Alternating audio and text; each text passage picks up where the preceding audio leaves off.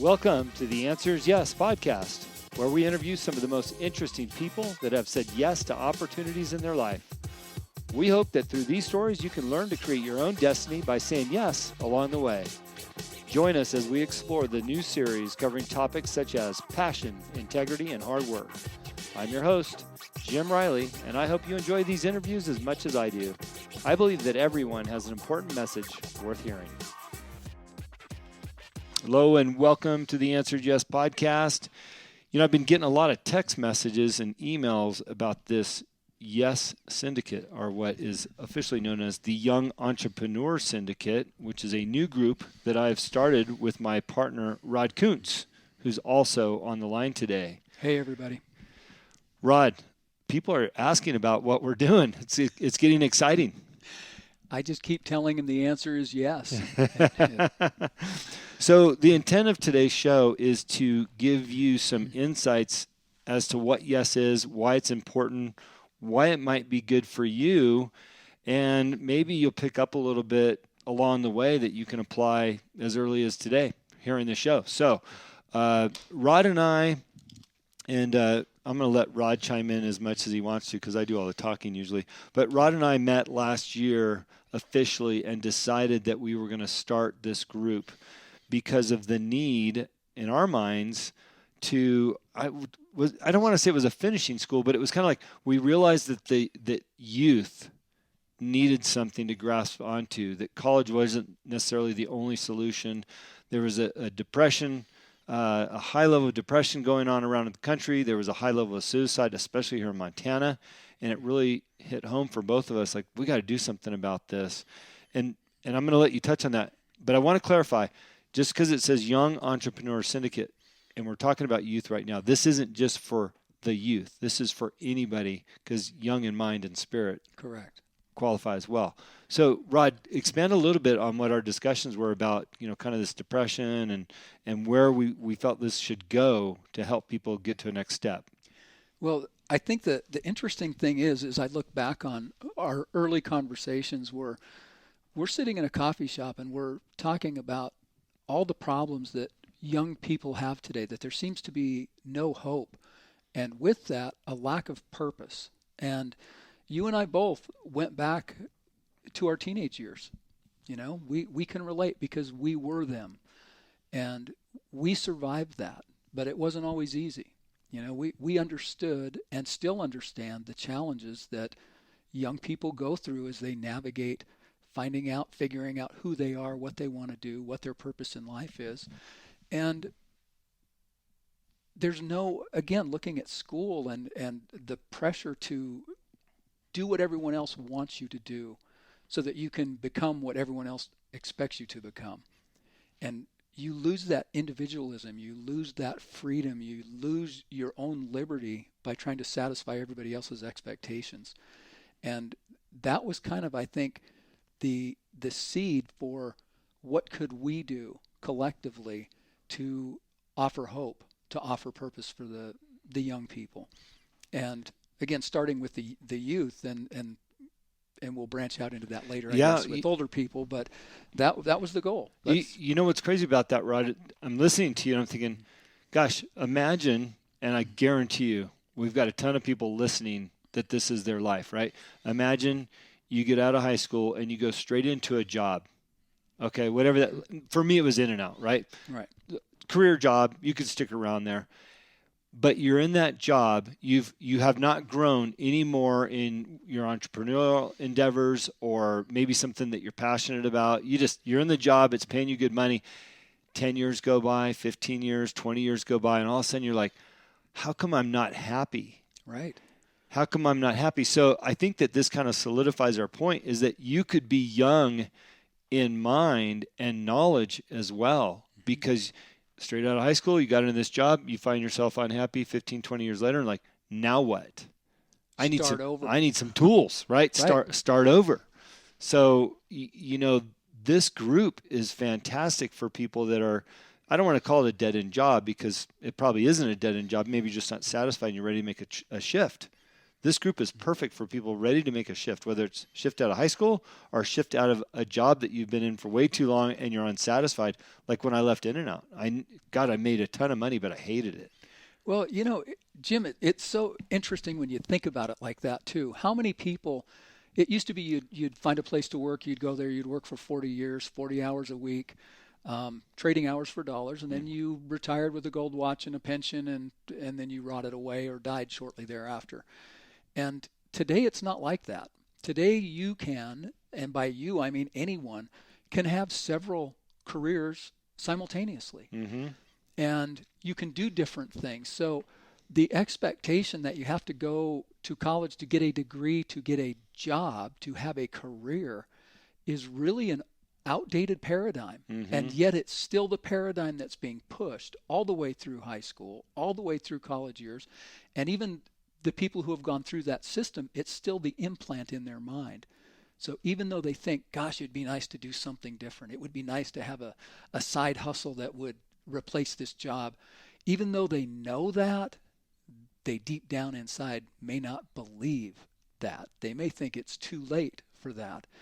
And this was another conversation we had after we got solidified, after we had a business plan and we started literally making this happen. I told you at one point, I said, I feel like I just graduated high school and I went through graduation and you heard the valedictorian speech and they said, we're going to go take over the world. Now we can go do what it is we want. We're going to put our imprint on the world. And you know what?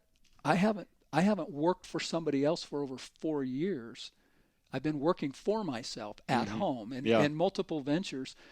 And I still got that feeling from yes. This is the new start. This is paying it forward to not only a whole other generation, but to my own generation. It's not too late. You don't have to retire and pick up a new hobby like golf and knock a ball around a course all day. There's more to it than that. And we owe it to our kids, we owe it to our grandkids, we owe it to our nation to produce to our utmost capacity until the day we die. I was listening to Gary V, as most people call him, and he was talking about what types of companies he would invest in, and what type of entrepreneurs does he like the most. And I think he surprised everybody. He says, I want to invest in that entrepreneur that's 50 or 60 years old. People are like, what? Yeah, because they've been around the block. They know what to do. They know what they're passionate about. They've figured it all out. And they're starting a business because they understand what it takes. And again, that further solidifies that you're never too young or old to join something like the Yes Syndicate, because it's for everybody. If you're 60 and you got a plan, you got a business plan, let's do it. I want to help you. Like Gary, I want to invest my time in that. So, Rod, just to kind of step back to, yes, I think we've identified who might be interested or who might qualify to be a great candidate to be in this group. But let's talk a little bit about some of our visions. Once you're in, what are you going to learn, or what's important to us? We've taken the time to put our own core values down. Let's talk about what people are going to learn from us. Well, gosh, there's a whole there are 2 lifetimes. A fire hose. A fire hose, right? And that's really the challenge for you and I both in setting up Yes and coming up with our program.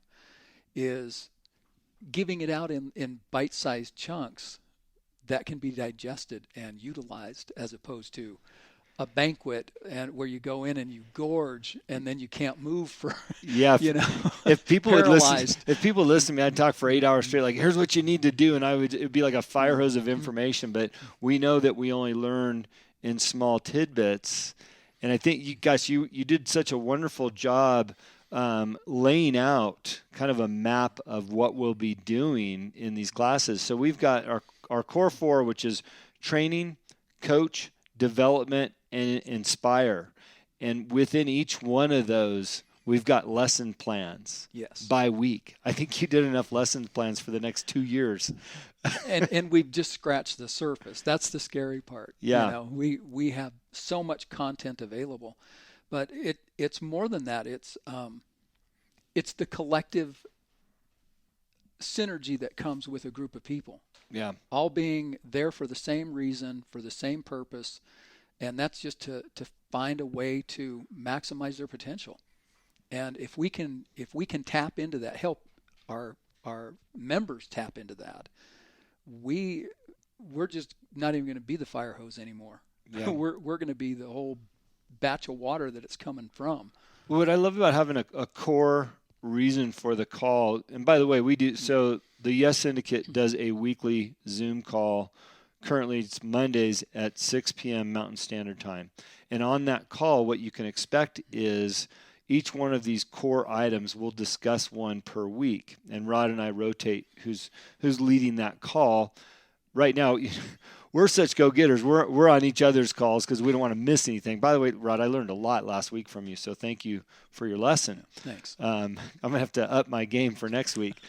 But so on these calls, you're going to learn something each week. But what's cool about it is, we talk about that fire hose. Rod and I have real-life experience. So, for example, last week he talked about it, the core was training, but he talked about leadership qualities, listening, appreciation, knowledge and confidence. But then we both had stories to share within those categories. And I think that's where the real value comes from. Right. It's one thing to, just like school, if you think about it, you can learn something in a textbook, but until you do it, until you experience it yourself. In fact, what's the old attitude? I'm thinking off the cuff here. You hear, you forget, you see, you remember, you do, you understand. And so stories you get to visualize the doing, and that helps you understand what the lesson is. And again, I think we calculated we've got like 90 years of experience between the two of us in so many broad categories that, and you always say we've paid the dummy tax. Yeah. So you don't have to. I learned that from David Meltzer, and that's kind of an interesting thing. We've both been around some great leaders in our careers. I spent a couple years working with David specifically. I paid him to be my coach. I think we all need coaches, and I learned so much from him that I'm able to bring to this series that we're doing, this group. And one thing I look forward to is people asking questions. Oh, absolutely. Please ask me a question. I want to help you. How many times did I ask people for questions? Yeah. You have to sometimes solicit that, but I think that's part of it. You have to know you're in a safe environment to ask a question. You need to know that you can ask those people anything, and you're going to get a straight, honest answer. Mm-hmm. And that's what I look forward to more of that, because it's not just you and I, it's the other people on the call that get the benefit of that. But I want to jump in here real quick because you mentioned the value of coaching. Yeah. And some people may think they don't need a coach, or why would I pay a coach? And, if you look out there, and I mentioned this on my call too, if you go online and you look at books on leadership, you don't get books on leadership. You get books on all kinds of other stuff. Mm-hmm. And, personal development, management skills, et cetera. That's not leadership. And when you need a coach, usually what you're getting is a cheerleader. And there's a reason that, the big coaches in the NFL hire coaches, and then they still have a cheerleading squad. Cheerleaders are not coaches. Yeah. And your coach can be a cheerleader, but there's a difference. And we have enough coaches. We don't have enough coaches. We have enough cheerleaders. But we need to tap into the coaches we have. And that's where the value is going to come. Yeah, and look, like I just mentioned, I paid to have David Meltzer as my coach for a couple of years, and he took me to that next level 10X. Mm-hmm. So thanks, Dave, if you're listening. And, I can relate that to times that I haven't had a coach and what I've lost. For example, when I went to my physical fitness coach, when I turned 56, I went to him and I said, hey, I want to be the healthiest I can be when I turn 50. I mean, when I was 46, right? So when I'm 50, I want to be the healthiest I can be for my kids. Well, not only did he take me seriously as a coach, I was third in the world for men over 50 in the Spartan Ultra World Championships. I mean, that's what you can accomplish with a coach. Now, and I'll be honest with you, I haven't had a coach in physical fitness the last year and a half. I can't even run a mile down the road. Like literally, if I had to run a mile right now, I'd probably barely make it. But he had me running. I ran 48 miles there. Wow. You know what I mean? Yeah. So it really solidifies in my mind how important a coach can play a role in your life Where do you want to elevate yourselves at?